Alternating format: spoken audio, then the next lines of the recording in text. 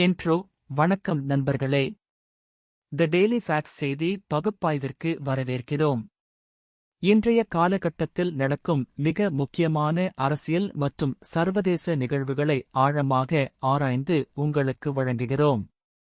தமிழ்நாட்டின் அரசியல் சமன்பாடுகள், சர்வதேச மோதல்கள், பொருளாதார சவால்கள் என அனைத்தையும் இராணுவ துல்லியத்துடன் பகுப்பாய்வு செய்வோம். உண்மையான தலைமையின் நோக்கில் இன்றைய நிகழ்வுகளை அலசுவோம். தொடர்ந்து கவனியுங்கள். டாபிக் 1.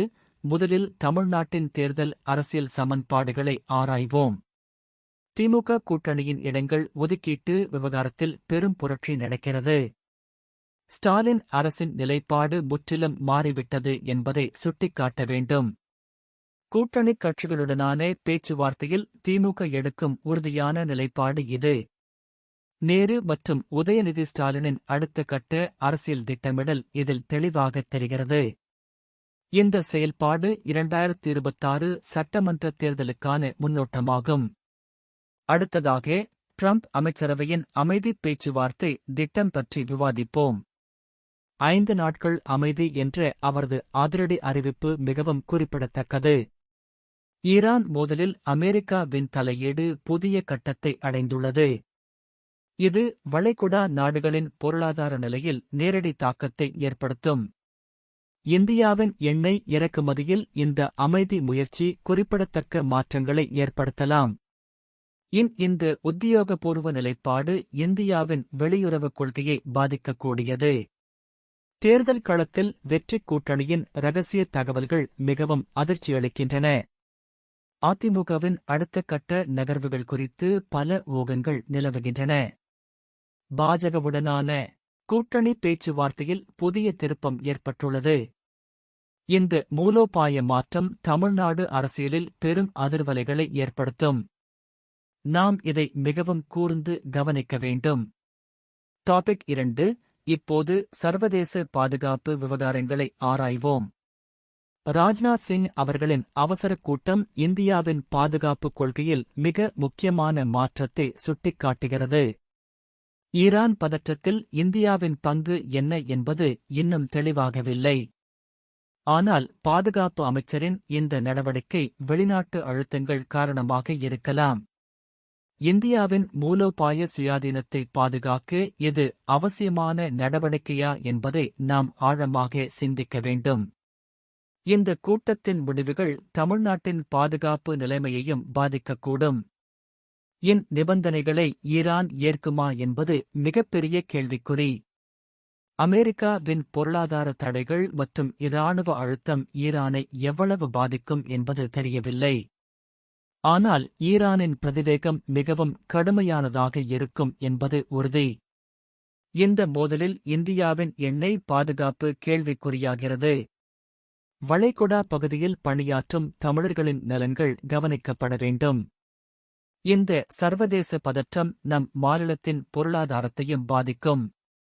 ஈரானின் ஆபத்தான தாக்குதல் குவைத்தை அதிர வைத்துள்ளது. இது வளைகுடா நாடுகளின் பாதுகாப்பு கட்டமைப்பில் பெரும் சவாலை ஏற்படுத்தியுள்ளது. பணியாற்றும் லட்சக்கணக்கான இந்தியர்களின் பாதுகாப்பு இப்போது கேள்விக்குறியாகியுள்ளது.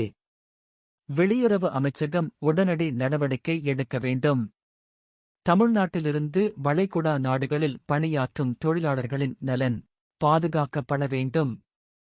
இந்த நிலைமை மேலும் மோசமாகும் முன்பே தீர்வு காணப்பட வேண்டும். டாபிக் 3. இப்போது தமிழ்நாடு தேர்தல் வேட்பாளர்கள் தேர்வு பற்றிய விரிவான அலசல் நடத்துவோம். கணிப்புகள் தொகுதி வாரியாக மிகவும் சுவாரஸ்யமாக உள்ளது. ஒவ்வொரு கட்சியின் வெற்றி சாத்திய கூறுகளை ஆராயும்போது பல ஆச்சரியங்கள் காண கிடைக்கின்றன. வேட்பாளர்கள் தேர்வில் கட்சிகளின் உத்தி என்ன என்பது இன்னும் முழுமையாக தெரியவில்லை. ஆனால் தொகுதிவாரி பலத்தை பார்க்கும்போது மிகச் சுவாரஸ்யமான போட்டி நிலவுவது தெரிகிறது. இந்த கணிப்புகள் எவ்வளவு துல்லியமாக இருக்கும் என்பதை நாம் விரைவில் காணலாம். அதிமுகவின் 23 தொகுதிகள் நிலைப்பாடு மிகவும் குறிப்பிடத்தக்கது. ஸ்டாலின் செய்த பெரும் தவறு என்ற குற்றச்சாட்டு எதை குறிக்கிறது என்பது மிக முக்கியம். கூட்டணிக் கட்சிகளின் ஆத்திரம் திமுகவின் மீது அதிகரித்துள்ளது என்பது தெளிவாக தெரிகிறது.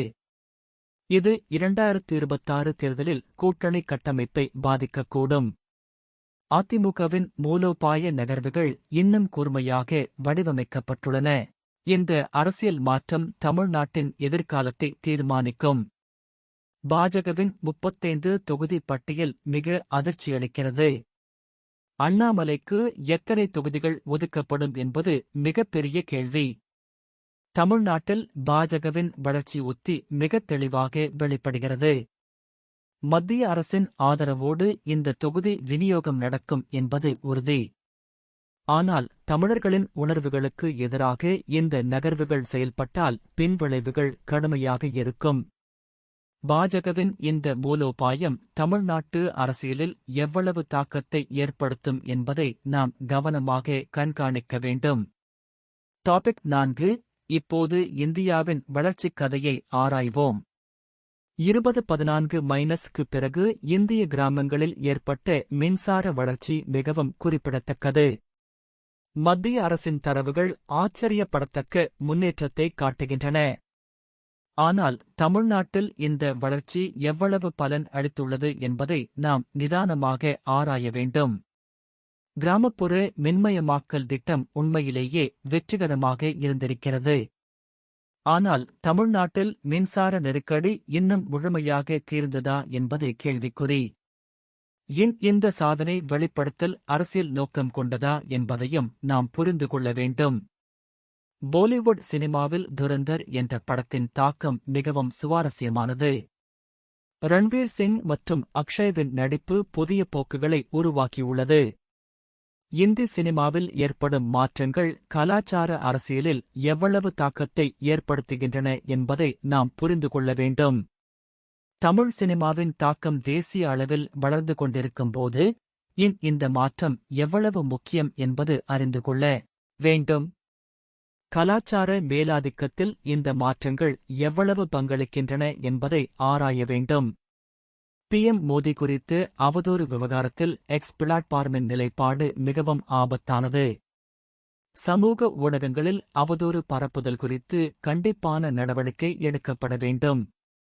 ஆனால் கருத்து சுதந்திரம் பாதிக்கப்படாமல் இருக்க வேண்டும் என்பதும் முக்கியம்.